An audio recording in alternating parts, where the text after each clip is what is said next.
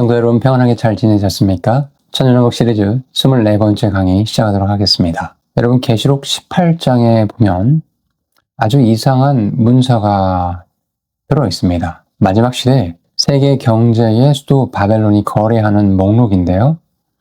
계시록 18장에 12절 13절에 가서 보시면 그 바벨론이 거래하는 상품 목록이 나와 있습니다. 금과 은과 보석과 진주와 세마포와 각종 옷감과 비단과 붉은 옷감이요 각종 향목과 각종 상아 그릇이요 값진 나무와 구리와 철과 대리석으로 만든 각종 그릇이요 13절에 계피와 향료와 향과 유향과 향유와 유향과 포도주와 감람유와 고운 밀가루와 밀이요 소와 양과 말과 수레와 그런데 여기서 중요한 게 있어요.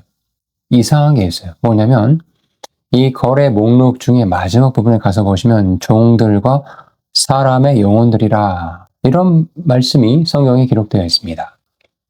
성경은 마지막 시대에 경제 시스템이 무엇까지 상품화하는지를 무려 2000년 전에 한 줄로 우리 인류에게 예고해 두셨다는 것이죠. 그리고 그 거대한 시스템이 한 시간 만에 다 무너질 것이라고 성경이 3번이나 같은 장에서 반복해서 기록하고 있거든요. 오늘 저와 함께 이 마지막 시대 7년 환란기의 후반부에 그 경제 시스템이 어떻게 무너지게 되는지 살펴보려고 합니다. 특별히 계시록 18장 13절에 바벨론이 거래하는 상품 목록 중에 사람의 영혼을 거래한다고 하는데 이 말씀의 의미가 무엇인지에 대해서 성경을 근거로 함께 탐구해 보도록 하겠습니다. 아직 본격적으로 이 말씀을 시작하기에 앞서서 아직 제 채널을 구독하지 않은 분들은 구독과 좋아요로 함께 해주시길 부탁을 드립니다. 마지막 세대 거룩한 성도를 세우기 위한 미디어 선교 전문 채널인 우강일의 인사이트 이 채널을 성도 여러분들께서 기도와 또 응원해 주셔서 감사를 드립니다. 또한 물질로 후원해 주신 많은 성도님들께도 주님의 이름으로 축복을 드리고 정말 감사를 드립니다. 마지막 시대 거룩한 성도를 세우기 위한 미디어 선교 전문 채널에 이 채널이 저의 개인의 힘으로는 결코 유지되고 지속할 수가 없습니다. 이 성경의 가치와 하나님의 진리의 말씀의 문자 그대로 이 땅 가운데 성취될 것이라고 믿는 많은 성도님들이 계십니다. 이 사역이 지치지 않고 끊임없이 이어질 수 있도록 주님이 오시는 그날까지 계속해서 이어져 갈 수 있도록 성도 여러분들의 기도와 물질 후원에 부탁을 드립니다. 함께 해주셔서 정말 감사드리고요. 자, 본격적으로 오늘 말씀을 시작하도록 하겠습니다.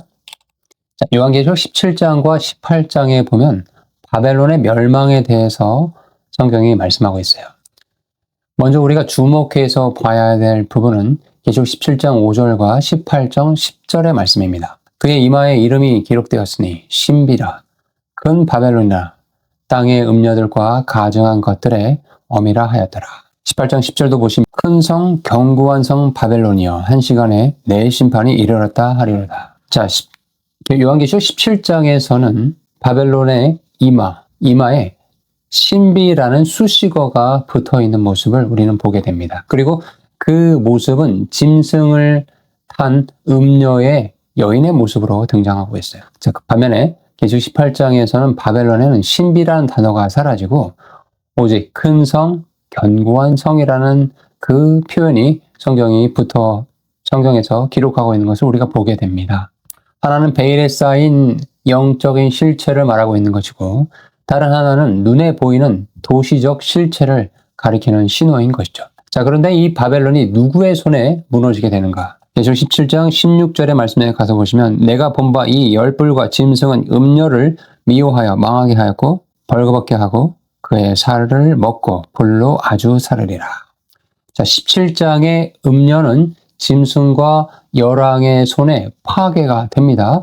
자, 그런데 18장 8절에 가서 보시면 그러므로 하루 동안에 그 재앙들이 이르리니 곧 사망과 애통함과 흉년이라.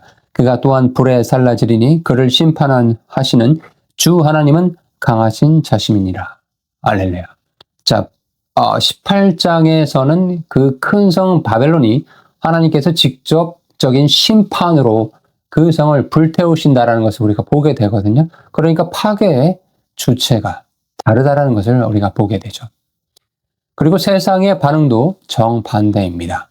자, 17장에 음녀가 죽었을 때는 왕들은 미워하며 그의 살을 먹었지만 큰 성이 무너질 때 왕들과 상인들은 멀리 서서 가슴을 치면서 우는 장면이 계시록 18장 9절과 11절에 기록이 나와 있거든요. 미움받아 죽는 바벨론과 애도받으면서 죽는 바벨론. 같은 실체일 수가 없겠죠. 자, 그렇다면 계시록 17장에 말하는 바벨론과 18장에서 말하는 바벨론이 도대체 그것의 실체는 무엇인가? 결론부터 말씀드리면 계시록 17장의 바벨론은 바로 종교적 바벨론입니다. 뭐라고요? 종교적 바벨론이다. 자, 7년 환란기가 시작되는 그 초입부터 전반부 3년 반 동안 전 세계를 영적으로 지배할 대두한 단일 종교 연합체가 생겨나게 될 것이고 성경이 그것을 말씀하고 있습니다. 예언하고 있습니다. 창세기 11장에 바벨탑에서 시작된 인간 중심의 가짜 종교의 최종 완성체가 계시록 17장에 등장하는 단일 종교 연합 체제라는 거예요. 어디서 많이 들어본 것 같지 않습니까? 지금 우리 시대에 단일 종교, 우리가 종교 통합을 해야 된다라는 그 외침이 과연 성경에서 말하는 성경적인 방향인가? 아니면 하나님을 대적하고 성경을 대적하는 방향인가? 여러분들께서 성경을 근거로 판단해 보시기를 바랍니다.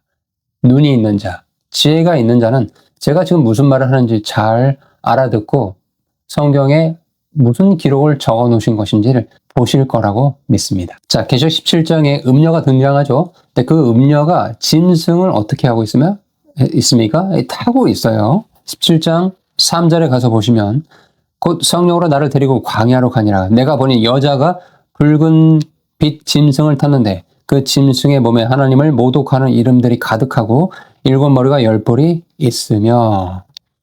자, 음녀가 이것은 즉 이 종교 시스템이라고 했잖아요. 적그리스도의, 다시 말하면 이 말이 무슨 말이냐.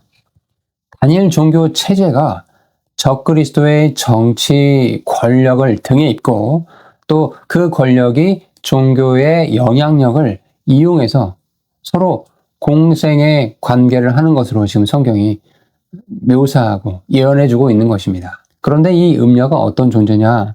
6절에 가서 보시면 내가 보매 이 여자가 성도들의 피와 예수의 증인들의 피에 취한지라. 내가 그 여자를 보고 놀랍게 여기고 크게 놀랍게 여기. 자, 음녀는 성도들의 피에 취해 있습니다. 그러니 이런 말씀들을 통해서 이 음녀라는 존재가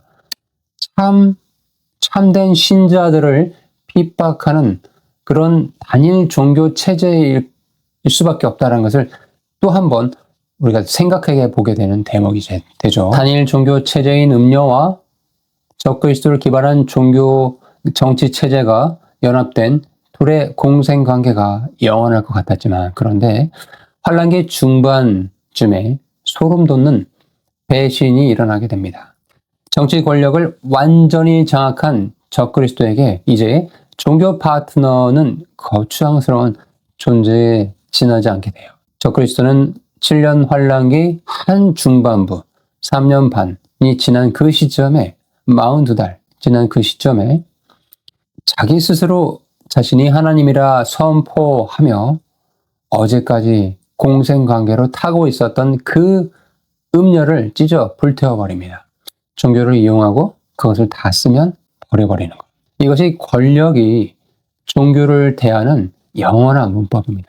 여러분, 이 말씀을 정말 깊이 있게 잘 보셔야 돼요. 여러분, 정치 권력은 시대를 막론하고 그때그때 종교 시스템을 계속해서 자기들에게 유리한 쪽으로 이용하고 활용하다가 그 활용 가치가 떨어져 버리면 버려버리고 또 다른 어떤 종교 시스템을, 종교 체제를 또 택해서 이용하고, 이런 식으로 이렇게 정치 권력은 지금까지 그 몸집을 키워왔다는 사실을 기억해야 됩니다. 이 말씀을 왜 드리냐. 지금 이 땅에 대한민국이 이렇게 혼란스러운 데에는 이러한 점들을 구별하지 못하는 소위 정치 목사들, 이들의 잘못이 매우 크다라는 점을 이 계시록 17장의 말씀을 통해서 깨달으시면 좋겠습니다. 이렇게 종교의 덫이 치워진 무대에 오직 뭐만 남습니까? 이제 적그리스도가 자신이 하나님이다라고 하면서 자신을 섬기고 경배하는 자에게만 이마와 오른손에 표를 주고 경제 활동을 할 수 있게끔 하는 그런 무시무시한 그런 시스템이 작동하게 되는 것이죠. 즉 종교의 덫이 없어져 버린 그 참혹한 그 시점에는 오직 적그리스도 짐승, 자신을 경배하는 우상체제만 남게 되어버립니다. 자, 그리고 계시록 18장에 등장하는 바벨론이 있는데 이 바벨론은 상업적, 정치적 바벨론이다라고 이해하시면 되겠습니다. 자, 7년 환란기 후반부에 짐승의 제국을 떠받드는 글로벌 경제 시스템이자 그 심장부인 실제 도시가 바로 바벨론이거든요. 어느 신학자들은 유브라데 강가의 고대 바벨론이 실제로 재건되어 경제 수도가 그 시점에 아마 될 수도 있다라고 보는 그런 학자들도 있습니다. 또 전 지구적인 물질 문명의 중심 도시로 바벨론이 부상하게 될 거다라고 보는 그런 분들도 있습니다. 뭐 어느 쪽이든 신비가 아닌, 미스테리가 아닌 실제 도시란 점은 같죠. 그런데 이것은 주님께서 재림하시기 그 직전에 하나님의 손에 의해서 단번에 무너져 버리게 됩니다. 우리가 이 계시록 17장과 18장의 말씀을 통해서 기억하셔야 될 점은 여러분 잘 들으십시오. 사탄이 인류를 사로잡는 덫은 처음부터 둘이었어요. 첫 번째는 종교적 미혹이에요. 두 번째는 물질적 탐욕이에요. 바로 그것이 계시록 17장의 종교적 미혹과 물질적 탐욕인 계시록 18장을 이렇게 두 장을 연달아서 우리에게 좀 말씀하고 있는 것이다. 하나님은 이 둘을 순서대로 심판하십니다. 먼저는 가짜 종교 시스템을 적그리스도라는 그 도구를 이용해서 무너뜨리시고 마지막에는 그 적그리스도의 경제 제국 시스템 자체를 완전히 하나님의 손에 의해서 불살라 버리십니다. 자, 그렇다면 여기까지 말씀을 들었을 때 이런 질문이 생기실 것 같아요. 하나님은 왜 이 도시를 심판할 수밖에 없는가? 계시록 18장에 보면 왜 하나님께서 이 바벨론 도시를 심판할 수밖에 없는지에 대한 기도장이 적혀 있는데 첫 번째는 그곳은 영적인 음행의 본거지였다라는 거예요. 요한계시록 18장 2절의 말씀에 보면은 힘찬 음성으로 외쳐 이르되 무너졌도다 무너졌도다 큰 성 바벨론이여 귀신의 처소와 각종 더러운 영이 모이는 곳 각종 더럽고 가증한 새들이 모이는 곳이 되었도다. 그 음행의 진노의 포도주로 말미암아 만국이 무너졌으며 또 땅의 왕들이 그와 더불어 음행하였으며 땅의 상인들도 그 사치의 세력으로 치부하였도다 하더라. 이 도시는 단순한 경제 허브가 아니라는 거죠. 귀신들의 처소와 각종 더러운 영이 모이는 그런 곳이었다는 겁니다. 물질적인 풍요를 미끼로 온 세상의 왕들과 상인들은 하나님이 없는 가치관에 취해서 만든 영적인 유혹의 발전소가 바로 그곳 바벨론이었다는 겁니다. 요한계시록 18장 7절에도 보면은 그가 얼마나 자기를 영화롭게 하였으며 사치하였든지 그만큼 고통과 애통함으로 갚아주랴. 그가 마음에 말하기를 나는 여왕으로 앉은 자요 과부가 아니라 결단코 애통함을 당하지 아니하리라 하니. 자, 이 말씀을 보니까 이 바벨론은 뭐 때문에 또 하나님께 심판받을 수밖에 없어요. 두 번째 제목, 교만이죠. 맞습니까? 나는 여왕이다. 결코 애통함, 어려움을 당하지 아니할 것이다. 물질만 많으면 하나님 없이도 내가 유토피아를 건설하면서 떵떵거리면서 평화롭게 살 수 있을 거다라고 지금 이 시대도 과거에도 그리고 그 7년 환란기 중반 이후에 후반부에 들어서는 그 바벨론의 시스템의 도시 속에 살고 있는 그 잔줄조차도 하나님 없이 스스로 유토피아를 건설할 수 있다는 그런 어리석음이 이렇게 스스로를 자멸하게 만드는 것을 말씀하고 있죠. 바벨탑에서 시작된 그 목소리, 우리가 우리의 이름을 내자라고 창세기 11장 4절에 말씀했죠. 마찬가지로 지금 요한계시록 18장의 7절에 보면 나는 여왕으로 앉은 자요 과부가 아니라 결단코 애통함을 당하지 아니하리라라고 자신 있게 외치지만 결국 몇 절 지나지 않아서 어떻게 됩니까? 하나님께서 단번에 이들을 제거해 버리신 것을 우리가 보게 됩니다. 자, 이 바벨론이 어떻게 무너지게 되었는가?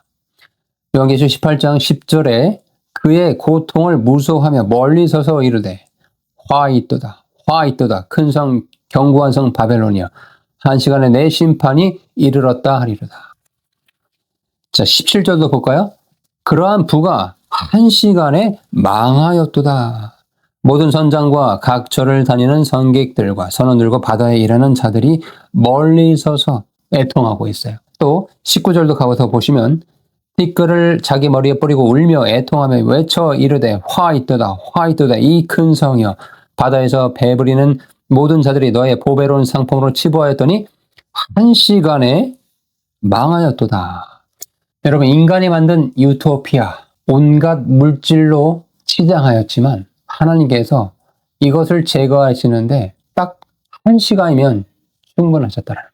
성경이 3번이나 반복해서 말씀하고 있죠. 너희들 한 시간이면 다 끝난다. 그리고 불에 의해서 완전히 불살라져 버린다는 것을 말씀하고 있습니다. 또 18장 21절에 보면 한 힘센 천사가 큰 맷돌 같은 돌을 들어 바다에 던지우되 큰 성 바벨론이 이같이 비참하게 던져져 결코 다시 보이지 아니하리로다. 결코 다시 보이지 아니하리로다. 한 시간 만에 그 엄청난 유토피아 시스템이 하나님에 의해서 질병 환란기 끝 무렵에 심판이 되어졌을 때 상인들은 멀리 서서 웁니다. 왜 울어요? 바벨론이 안타까워서요? 그렇지 않죠. 다시는 자기의 상품을 사는 자가 없기 때문에 이렇게 울고 있는 겁니다. 자기의 밥줄이 끊겼으니까. 선원들이 죄를 뒤집어쓰고 울부짖습니다. 글로벌 물류 체제가 이제 멈춰버린 거죠. 세계의 결제 시스템, 공급망, 소비 시장이 단 1시간 만에 사라진 아침, 질병 환란기 끝 무렵에 이런 것들을 겪게 되었을 때 인류는 그때조차도 하나님을 찾으면 좋겠지만 말씀에 보면 끝까지 돌이키지 아니하더라라고 안타깝게 말씀하고 있어요. 하나님께서는 정말 충분하게 시간을 주셨고 이제 그 시간이 다 타임즈 업, 알람이 다 카운트다운 되었을 때 이제 하나님의 계획대로 하나님의 섭리 가운데 하나님의 경륜 가운데 이렇게 바벨론을 심판하신다는 것을 우리가 다시 한번 확인해 보게 되었습니다. 자, 이제 무대가 다시 아마겟돈으로 회전합니다. 요한계시록 16장 12절에 여섯째 천사가 그 대접을 큰 강 유브라데에 쏟음에 강물이 말라서 동방에서 오는 왕들의 길이 예비되었더라. 내가 보매 개구리 같은 새 더러운 영의 용의 입과 짐승의 입과 거짓 선지자의 입에서 나오니. 자, 이렇게 말씀이 이제 기록이 되어 있는데, 우리가 이 대목에서 눈에 띄게 좀 기억해야 될 부분은 유브라데테스의 강이 마른다라는 사실이에요. 자, 이것이 왜 중요하냐면 제가 아마 지난 시간에도 말씀을 드렸을 거예요. 하나님께서 아브라함에게 약속하신 그 땅의 동쪽 경계선이 창세기 15장 18절에 보면 바로 이 경계선이 유브라데 강이라고 했죠. 유브라테스 강이라고 했죠. 역사 내내 동방 세력을 막아온 천연 방벽의 역할을 이 유프라테스 강이 했었다라는 겁니다. 그런데 이제 하나님께서 개입하심으로 강의 바닥이 드러나게 되고 대군이 도하할 수 있는 군사 도로로 이렇게 이 강바닥이 역할을 하게 된다라는 것. 이 동방에서 오는 왕들, 즉 해 돋는 곳에 군사 세력들을 말하고 있거든요. 많은 이들이 계시록 9장 16절에 2만 만의 곧 2억 명의 마병대를 동방 세력의 규모와 연결해서 읽습니다. 저는 이제 요한이 이 계시록을 기록했을 당시에 이 숫자를 기록했던 1세기에 아마 전 세계 인구가 아마 그 정도였을 거예요. 그러니까 2억의 군대라는 숫자가 물리적으로 상상 가능해진 것은 오늘날이 우리 시대가 처음이라는 거죠. 또 우리가 눈여겨서 봐야 될 거는 요한계시록 16장 13절 14절에 바로 뭐가 등장합니까? 사탄의 모조된 삼위일체가 등장하죠. 뭐가 있었죠? 용과 짐승과 거짓 대언자. 자, 이 세 더러운 영이 나와서 이적을 행하면서 온 천하의 왕들을 소집하고 있어요. 왜 소집하냐? 국가 간의 전쟁이 아니라 전능하신 하나님, 14절에 가보니까 하나님 곧 전능하신 이의 큰 날에 있을 전쟁을 위하여 그들을 모으더라 라고 성경이 말씀하고 있습니다. 각국의 지도자들이 머릿속에 든 명분이 뭐든지 배후의 실체는 지상 재림하신 그리스도를 대적하기 위해서 창조주 대 피조물의 전면전으로 이제 아마겟돈 7년 환란기 끝 무렵에 아마겟돈 전쟁이 이렇게 진행이 될 것이다. 재앙으로 무너져가는 제국, 한시간에 증발한 경제, 그 절망과 분노를 사탄이 이제 한 방향으로 수렴시키는 것입니다. 너희들 이렇게 슬프게 된 거는, 어렵게 된 거는 너희 잘못이 아니야. 창조주라는 하나님 잘못이야. 라고 그렇게 미혹을 한다는 거죠. 그리고 이 미친 집결의 성격을 성경은 천년 전에 이미 시편에 기록하셨습니다. 어찌하여 이방 나라들이 분노하여 세상의 군왕들이 나서며 관원들이 서로 꾀하여 여호와의 그의 기름 부음 받은 자를 대적하는가. 그러니까 7년 환란기 끝 무렵에 있을 전쟁이 뭐라고요? 예, 이제 잘 대답하시네요. 예, 이 아마겟돈은 돌발적인 것이 아니라는 거죠. 시편 2편의 어떤 실사판이라고 볼 수 있는 것입니다.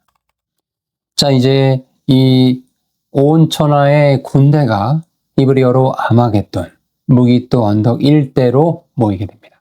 역사상 수많은 제국의 피가 흐른 그런 전략요 충지. 그런데 전선은 거기에 멈추지 않고요. 무기또의 집결지에서 여호사밧 골짜기와 포위된 예루살렘을 지나서 에돔의 보스라까지 쭉 이렇게 이어지게 돼요. 즉 이스라엘을 북에서부터 남으로 관통하는 전역을 대상으로 하고 있다는 거죠.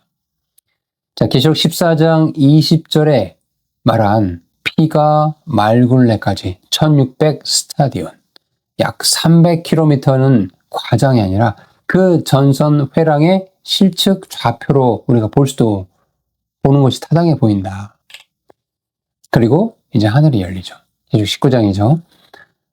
흰말 타신 왕, 그 발이 감난산에 닿자 산이 갈라지고 입에서 나오는 것, 곧 말씀 한 번으로 온 천하의 군대가 끝납니다. 예수님께서 마태복음에서 예언하신 것처럼 죽음이 있는 곳에 독수리들이 모일 것이다 라는 그 말씀과 요한계시록 19장의 새들의 잔치로 성취되면서 환란 후에 즉시 해가 어두워지고 라는 이 말씀의 우주적인 소동이 재림 때에, 예수님 재림 때에 이렇게 일어날 것이다 라는 것이죠. 또 주님께서 이렇게 말씀하시죠. 그 날들을 감하지 아니하면 모든 육체가 구원을 얻지 못할 것이다.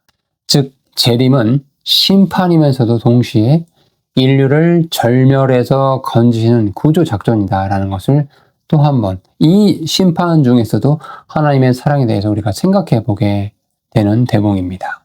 자, 이 이후에는 신속하게 모든 일들이 이제 진행이 돼요. 짐승과 거짓 선지자는 어떻게 됩니까? 산채로 불못에 내던져지게 되죠. 사탄은 무적행의 결박이 되어지고 다니엘 12장의 숫자로 남긴 약 75일의 전환기 동안에 양과 염소의 심판이 있고 구약의 또 환란기 성도들의 부활이 있고 왕국 행정의 수립을 지나서 이제 땅도 갱신이 되어서 천년왕국이 드디어 하나님의 시간표가 됐을 때 쫙 하고 이렇게 열리게 된다라는 거. 그리고 그곳에서 신랑과 신부의 음성이 나타나며 그 어린 양의 혼인잔치를 온 땅에서 즐기게 되는 그런 일이 이제 성경이 말씀하고 있는 뒷부분의 하나님 예언의 타임라인입니다.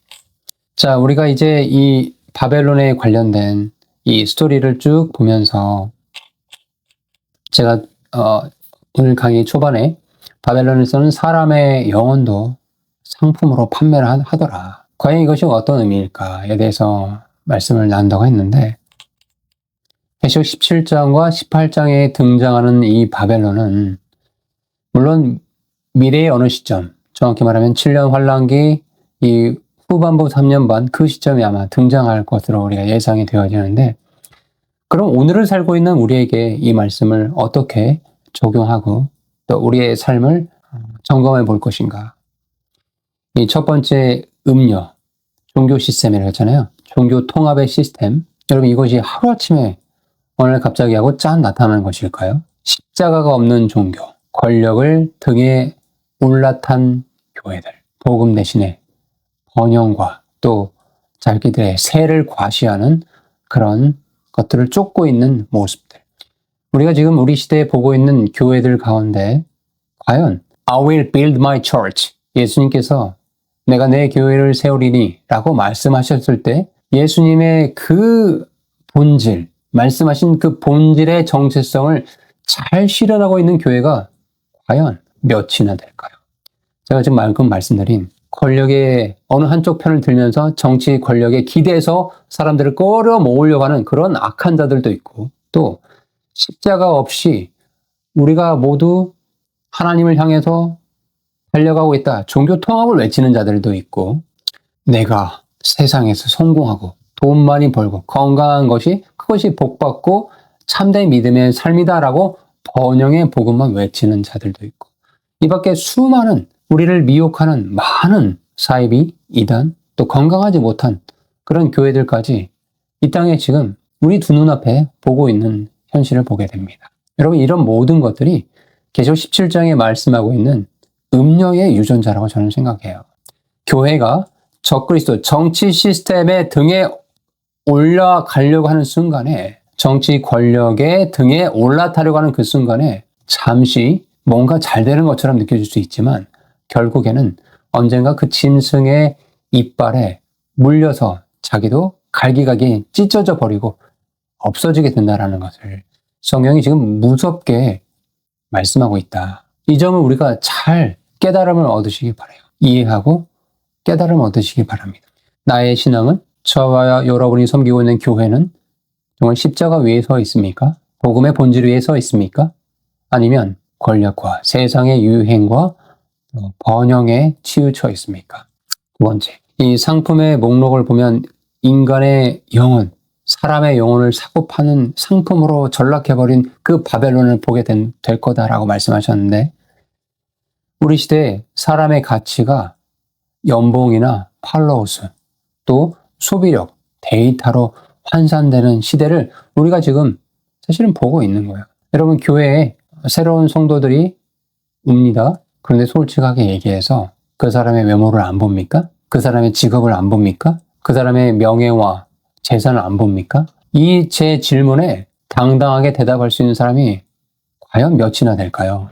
사람의 가치를 연봉, 팔로워수, 그 사람의 직업과 명예, 세상에서 얻고 있는 권력들, 이런 것들로 지금 우리는 계속해서 교회 안에서조차도 그렇게 차등을 두면서 사실은 장사하고 있는 것이다. 그러니 하나님께서는 이 요한계시록의 말씀을 예언으로 말씀을 주시면서도 동시에 이 말씀을 어느 시대되고 성도들이 성경을 펼쳐서 볼 것인데, 너희들이 믿음 생활할 때, 교회를 세워나갈 때 이런 점들에 정말 주의를 해야 된다라고 성경 속에서 이렇게 기록하셨다라는 거예요. 그러니 여러분, 요한계시록은 정말로 복된 책입니다. 이것을 그저 비유풀이, 상징풀이로 왜곡하지 마십시오. 그리고 이 말씀이, 제가 오늘 드린 말씀이 찔림이 있다면 하나님 앞에 회개하고 돌아가면 돼요. 저를 비난할 필요는 없습니다. 저는 말씀에 있는 그대로 가감 없이 주님의 심정을 대변하고 대언하고 있는 것 뿐입니다.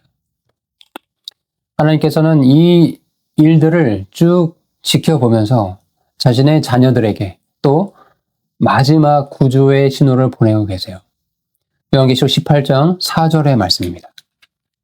또 내가 들으니 하늘로부터 다른 음성이 나서 이르되, 내 백성아 거기서 나와 그의 죄에 참여하지 말고 그가 받을 재앙들을 받지 말라. 내 백성아 거기서 나와라 라고 간절하게 지금 하나님께서 외치고 계십니다.